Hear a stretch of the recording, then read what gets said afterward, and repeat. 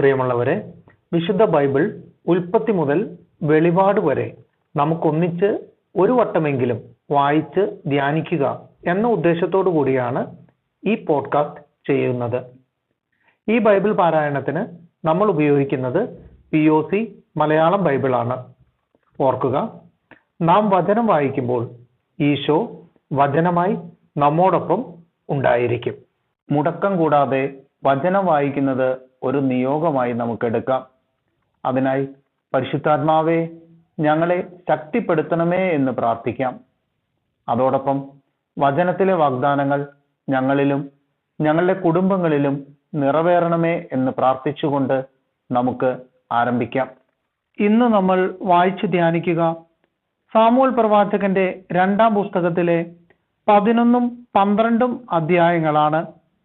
അധ്യായം 11, ദാവീദും ബത്ശേബയും. അടുത്ത വസന്തത്തിൽ രാജാക്കന്മാർ യുദ്ധത്തിന് പോകാറുള്ള സമയത്ത് ദാവീദ് യോവാബിനെയും തന്റെ സേവകന്മാരെയും ഇസ്രായേൽ സൈന്യം മുഴുവനെയും അയച്ചു. അവർ അമ്മോന്യരെ തകർത്ത് റബ്ബ നഗരം വളഞ്ഞു. ദാവീദ് ജെറുസലേമിൽ താമസിച്ചു. ഒരു ദിവസം സായാഹ്നത്തിൽ ദാവീദ് കിടക്കയിൽ നിന്ന് എണീറ്റ് കൊട്ടാരത്തിന്റെ മട്ടുപ്പാവിൽ ഉലാത്തുമ്പോൾ ഒരു സ്ത്രീ കുളിക്കുന്നത് കണ്ടു. അവൾ അതീവ സുന്ദരിയായിരുന്നു. ദാവീദ് ആളയച്ച് അവൾ ആരെന്ന് അന്വേഷിച്ചു. ഏലിയാമിന്റെ മകളും ഹിത്യനായ ഊറിയായുടെ ഭാര്യയുമായ ബത്ശേബയാണ് അവൾ എന്ന് അറിഞ്ഞു. അവളെ കൂട്ടിക്കൊണ്ടുവരാൻ ദാവീദ് ആളയച്ചു. അവൾ വന്നപ്പോൾ അവൻ അവളെ പ്രാപിച്ചു. അവൾ ഋതുസ്നാനം കഴിഞ്ഞിരുന്നതേയുള്ളൂ. അവൾ വീട്ടിലേക്ക് മടങ്ങിപ്പോയി. അവൾ ഗർഭം ധരിച്ചു. അവൾ ആളയച്ച് ദാവീദിനെ വിവരമറിയിച്ചു. അപ്പോൾ ദാവീദ് യോവാബിന് ഒരു സന്ദേശം കൊടുത്തയച്ചു. ഹിത്യനായ ഊറിയായെ എന്റെ അടുക്കലേക്ക് അയക്കുക. യോവാബ് ഊറിയായെ അങ്ങോട്ടയച്ചു. ഊറിയ വന്നപ്പോൾ ദാവീദ് യോവാബിന്റെയും പടയാളികളുടെയും ക്ഷേമവും യുദ്ധവർത്തമാനവും അന്വേഷിച്ചു. പിന്നെ ദാവീദ് ഊറിയായോട് പറഞ്ഞു, നീ വീട്ടിൽ പോയി അല്പം വിശ്രമിക്കുക. ഊറിയ കൊട്ടാരത്തിൽ നിന്നു പോയി. രാജാവ് അവനൊരു സമ്മാനവും കൊടുത്തയച്ചു. എന്നാൽ ഊറിയ വീട്ടിൽ പോയില്ല. കൊട്ടാരം കാവൽക്കാരോടൊപ്പം പടിപ്പുരയിൽ കിടന്നുറങ്ങി. ഊറിയ വീട്ടിൽ പോയില്ലെന്ന് ദാവീദ് അറിഞ്ഞു. നീ യാത്ര കഴിഞ്ഞ് വരികയല്ലേ, വീട്ടിലേക്ക് പോകാത്തതെന്ത്? ദാവീദ് ഊറിയായോട് ചോദിച്ചു. ഇസ്രായേലും യൂദായും യുദ്ധരംഗത്താണ്. പേടകവും അവരോടൊപ്പമുണ്ട്. എന്റെ യജമാനനായ യോവാബും അങ്ങയുടെ സേവകരും വെളിംപ്രദേശത്ത് താവളമടിച്ചിരിക്കുന്നു. അങ്ങനെയിരിക്കെ വീട്ടിൽ ചെന്ന് തിന്നു കുടിച്ച് ഭാര്യയുമായി രമിക്കാൻ എനിക്ക് എങ്ങനെ കഴിയും? അങ്ങാണെ എനിക്കത് സാധ്യമല്ല, ഊറിയ പറഞ്ഞു. അപ്പോൾ ദാവീദ് ഊറിയായോട് പറഞ്ഞു, അങ്ങനെയെങ്കിൽ ഇന്നും നീ ഇവിടെ താമസിക്കുക.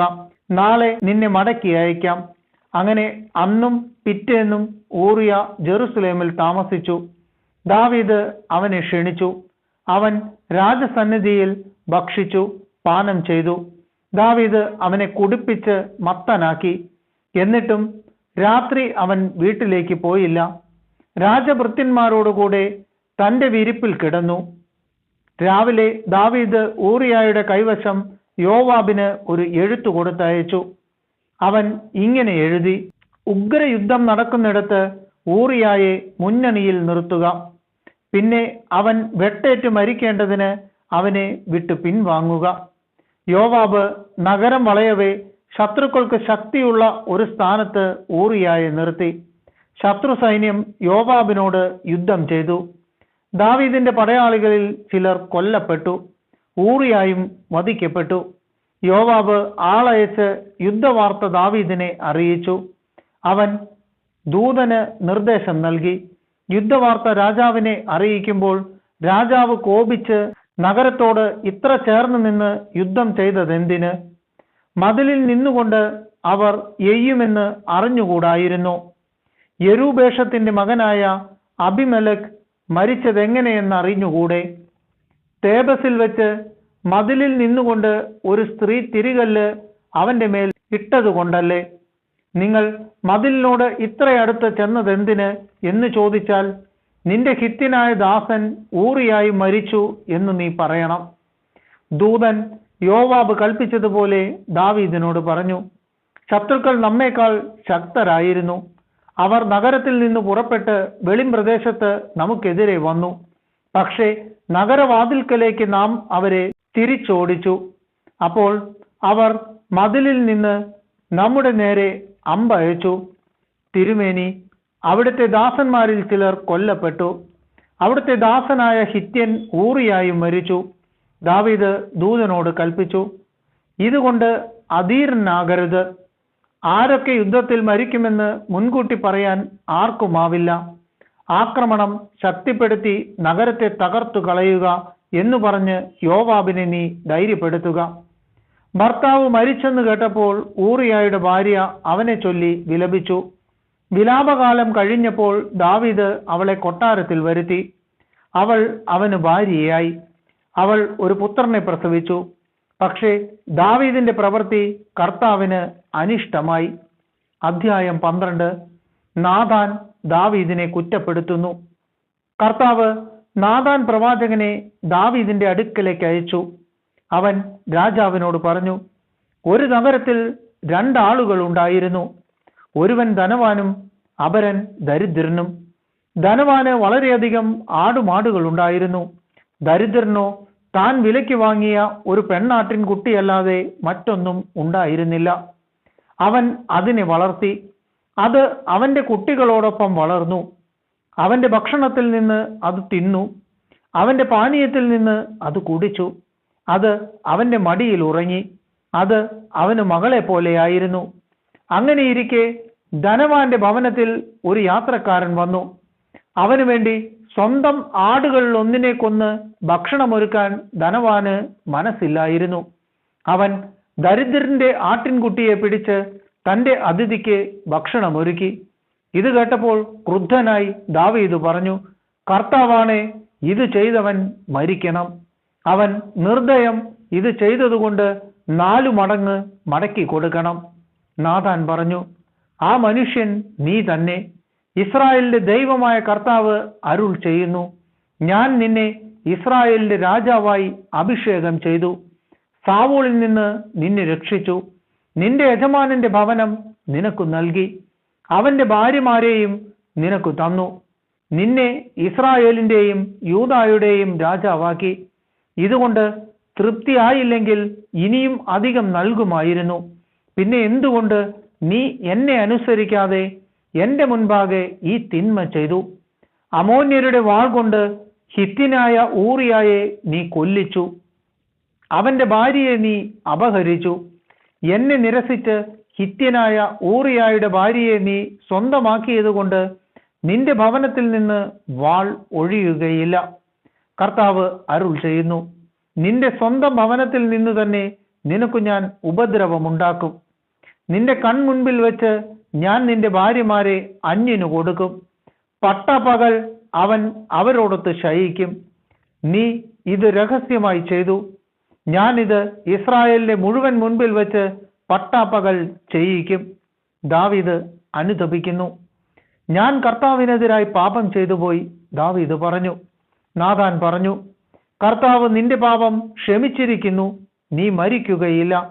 എങ്കിലും ഈ പ്രവൃത്തി കൊണ്ട് നീ കർത്താവിനെ അവഹേളിച്ചതിനാൽ നിന്റെ കുഞ്ഞു മരിച്ചു പോകും. നാഥാൻ വീട്ടിലേക്ക് മടങ്ങി.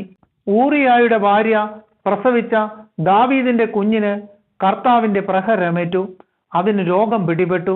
കുഞ്ഞിനു വേണ്ടി ദാവീദ് ദൈവത്തോട് പ്രാർത്ഥിച്ചു. അവൻ ഉപവസിച്ചു. രാത്രി മുഴുവൻ മുറിയിൽ നിലത്ത് കിടന്നു. കൊട്ടാരത്തിലെ ശ്രേഷ്ഠന്മാർ അവനെ നിലത്തു നിന്ന് എഴുന്നേൽപ്പിക്കാൻ ശ്രമിച്ചു. അവൻ അത് കൂട്ടാക്കിയില്ല. അവരോടൊത്ത് ഭക്ഷണം കഴിച്ചുമില്ല.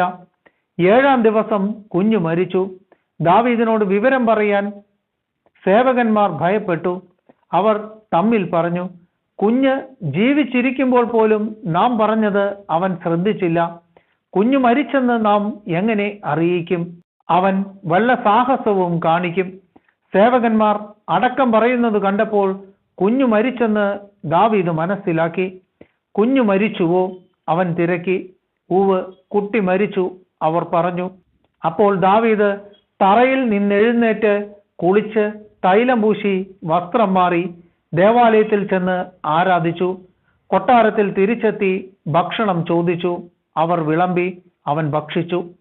ദാവീദിന്റെ ദാസന്മാർ ചോദിച്ചു, ഈ ചെയ്തതെന്ത്?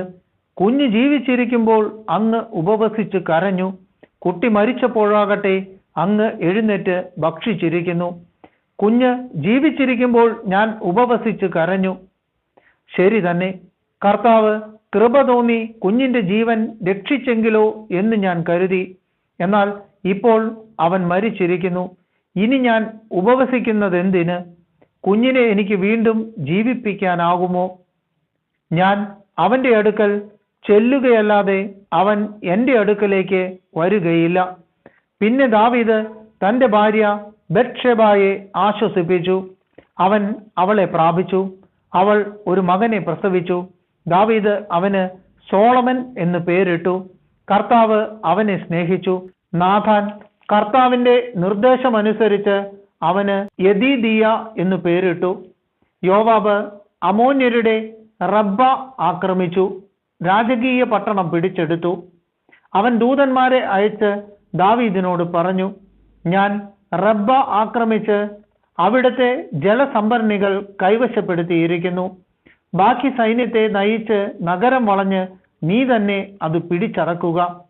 അല്ലെങ്കിൽ നഗരം ഞാൻ പിടിച്ചടക്കുകയും അത് എൻ്റെ പേരിൽ അറിയപ്പെടാൻ ഇടയാവുകയും ചെയ്യുമല്ലോ. അതുകൊണ്ട് ദാവീദ് സൈന്യത്തെ നയിച്ച് റബ്ബയിലെത്തി നഗരം പിടിച്ചടക്കി. അവൻ അവരുടെ രാജാവിന്റെ കിരീടം തലയിൽ നിന്നെടുത്തു. ഒരു താലന്ത് സ്വർണം കൊണ്ടുള്ളതായിരുന്നു അത്. ഒരു രത്നവും അതിൽ പതിച്ചിരുന്നു. ദാവീദ് ആ കിരീടം അണിഞ്ഞു. അവൻ പട്ടണത്തിൽ നിന്ന് ധാരാളം കൊള്ളവസ്തുക്കളും കൊണ്ടുപോന്നു. നഗരവാസികളെയും അവൻ കൊണ്ടുവന്നു. അറക്കവാൾ, മൺവെട്ടി, കോടാലി എന്നിവ കൊണ്ട് പണിയെടുപ്പിച്ചു. ഇഷ്ടിക ചൂളയിലും അവരെ ജോലിക്കാക്കി. മറ്റ് അമോന്യ നഗരങ്ങളോടും ദാവീദ് ഇങ്ങനെ ചെയ്തു. അതിനുശേഷം ദാവീദും ആളുകളും ജെറുസലേമിലേക്ക് മടങ്ങിപ്പോന്നു.